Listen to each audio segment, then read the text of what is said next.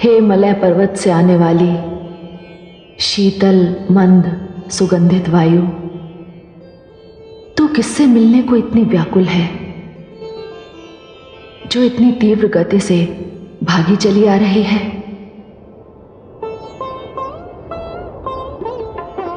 तेरा ये मधुर मादक स्पर्श मुझे रह रहकर अपने उस दुर्भाग्य का स्मरण करा रहा है, जिसने मुझे अपने प्रिय से इतनी दूर कर दिया है। हे वायु, जिनसे मिलने का ना तो मेरे पास कोई उपाय है और ना ही कोई साधन। हे मलय वायु, आज तेरे भाग्य से मुझे ईर्ष्या हो रही है।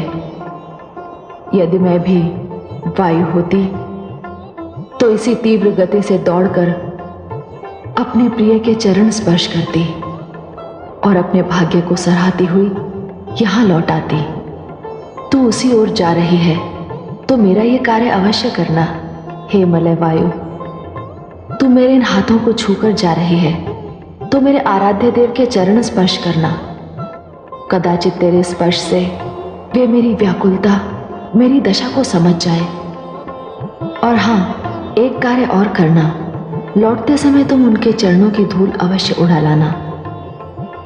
प्रियतम के दर्शन के लिए व्याकुल अपनी आंखों में मैं उनकी चरण धूलि का अंजन लगाऊंगी। दर्शन के लिए तरसती इन आंखों को तभी शीतलता मिलेगी।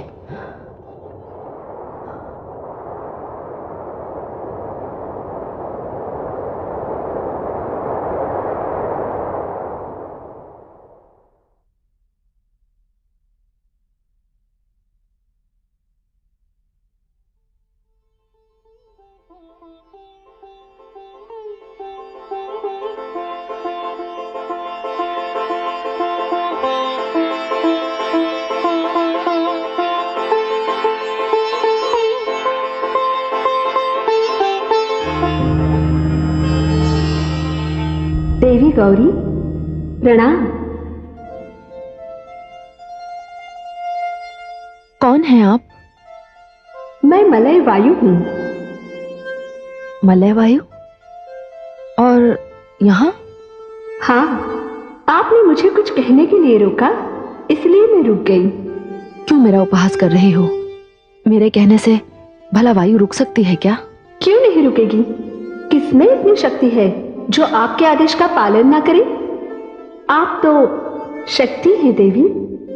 नहीं, यदि मैं शक्ति होती तो किसी की अवश्य होती, और जिसकी होती तो उससे इतनी दूर क्यों रहती? तो हे देवी, आपका यही संवाद मैं अक्षर अक्षर उन तक पहुंचा दूंगी जिनकी आप शक्ति हैं। आप उन्हें कैसे जानती हैं? मैं जब भी उधर से बहती हुई निकलती हूँ, शक्ति की प्रतीक्षा में देवादिदेव शिव को व्याकुल देखती हूँ। हे देवी, मैं अब और अधिक देर नहीं रुक सकती। उनके चरण स्पर्श करती हुई आपके आदेश का पालन करूंगी।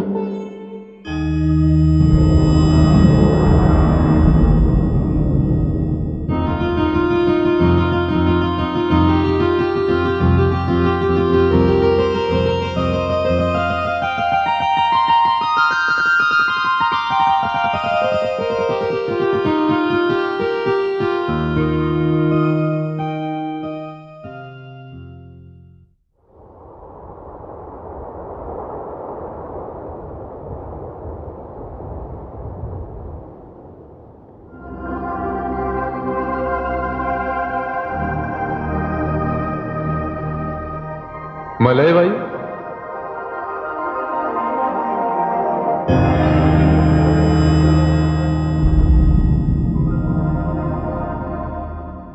भगवान शिव को मलय वायु का प्रणाम। हे शीतल मन सुगंधित वायु, सारा संसार आपके आगमन की प्रतीक्षा करता रहता है। जीवन के संताप से झुलसे हुए लोगों को आप सुख पहुंचाती हैं, शांति पहुंचाती हैं। आप धन्य हैं। आप सारे संसार की निस्वार्थ सेवा करती हैं। आपका एक स्पर्श पाने के लिए मानव, दानव और देवता सभी तरसते रहते हैं। सत्य कहा प्रभु आपने, किंतु आज मैं आपका स्पर्श पाने के लिए कैलाश पर आई हूँ। मेरा स्पर्श? ये आप क्या कर रही हैं देवी? हाँ प्रभु, मुझे आपके हाथों को छू लेने की इच्छा है। देवी, वायु के रूप में आपके स्पर्श का स्वागत है, किंतु आज जब आप पधारी हैं, साकार नारी के रूप में आई हैं, और नारी के रूप में आपका स्पर्श मेरे लिए वर्जित है। क्यों प्रभु? क्योंकि मेरा शारीरिक स्पर्श उस नारी के लिए आरक्षित है जिसका मेरे जीवन में अभी प्रवेश नहीं हुआ है। और मैं उसी नारी के लिए आपके स्पर्श की कामना लेकर आई हूँ, और उनका नाम है देवी गौरी। देवी गौरी? वो तो मेरी शक्ति है। मैं आपकी शक्ति देवी गौरी के निवेदन पर उनके कमल जैसे हाथों का स्पर्श करके यहाँ आई हूँ, आपके चरण स्पर्श करने। आप तो त्रिकालदर्शी हैं, त्रिभुवननाथ हैं, अंतर्यामी हैं। आप तो जानते ही हैं कि जैसे जैसे प्रजापति दक्ष का विरोध आपके लिए बढ़ता जा रहा है, वैसे वैसे देवी गौरी की आपके प्रति आस्था और भक्ति बढ़ती जा रही है। भोलेनाथ, वियोगिनी का दुख मुझसे देखा नहीं गया, इसलिए उनका संदेश लेकर यहाँ आ गई। अब आज्ञा दीजिए। प्रणाम। ठहरे देवी। देवी, गौरी का संदेश तो आपने मुझ तक पहुंचा दिया, अब मेरा उत्तर भी लेते जाइए।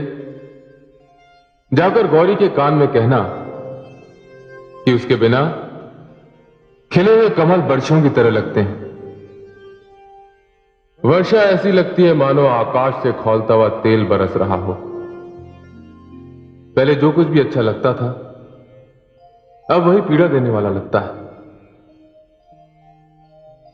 वासंती पवन भी सांप की फुंकार लगती है। देवी, गौरी से कहना कि उसके और मेरे प्रेम का रहस्य केवल मेरा हृदय जानता है, और मेरा हृदय गौरी के पास है। आपकी वाणी सुनकर मेरे कान धन्य हो गए। मैं आपका ये संदेश देवी गौरी तक अवश्य पहुंचा दूंगी।